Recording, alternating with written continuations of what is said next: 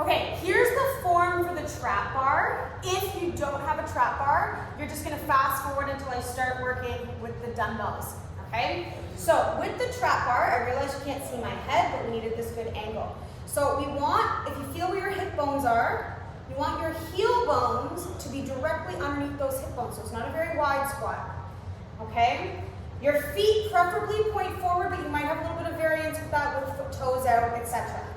Okay, so what I love about the trap bar is it's a combination between a vertical squat and a deadlift. Okay, curling is a little bit more specific to getting the hips back and bending the knees. I'm in a much more athletic position here of loading up and relaxing these glutes. So we're not tensing, we're relaxing those cheeks. Okay, so what you're gonna do at the top, looking forward, take a breath in and a breath out. I want you to take your front ribs to back ribs.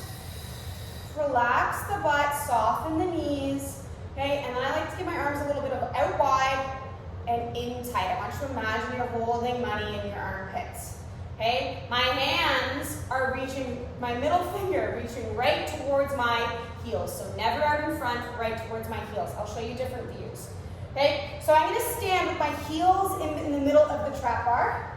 I've got my arms tight, my chest is up, hips back, so chop back. Bend the knees, relax the butt, and grab the bar. Now I might have to reach in front of me. But what I want to make sure is I pull my shoulder blades back and my armpits in with really good grip. Now this part is called getting the slack out of the bar. So I'm going to push through my feet. I'm going to push by keeping my trunk nice and strong. And I'm going to feel like I get a little tension on the bar. I'm going to make sure that muscles in the hips are what's making myself pull this up. So the core is strong because we went in, out. Okay, arms went around and tight, fingertips to the ankles, hips back, relax the butt, bend the knees, chest up, elbows back, belly button in, get the slack out, and push to stand. And then hips back, knees bent, lower. From the side, okay, from the side, same thing. Hips back, knees bend, okay? Chest up. I'm gonna pull from here's my ankles right here. I'm gonna pull and straighten, hips back, knees bend. Okay, pull and straighten, hips back, knees bend. So my hands are always staying in line with my ankles. Okay, it's almost like I'm trying to pull up my pants.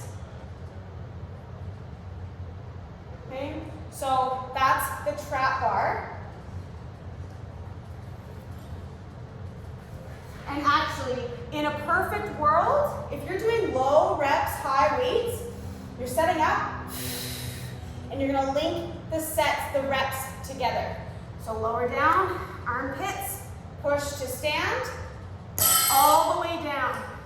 To stand, all the way down. Okay, you're not bouncing. You're pausing, and that way, if you need to reset, if you need to stand up and reset, you can do so. Okay, so with the dumbbell,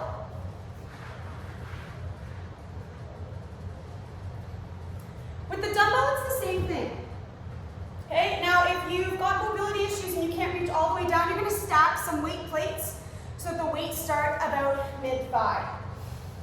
Okay, so feet hip bone distance apart.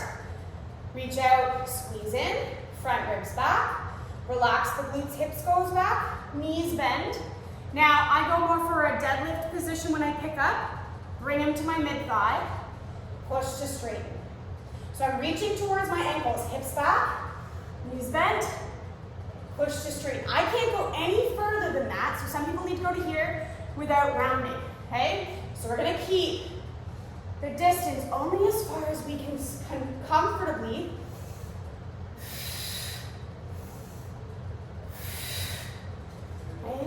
comfortably get those hips back, hip through, and when you're done,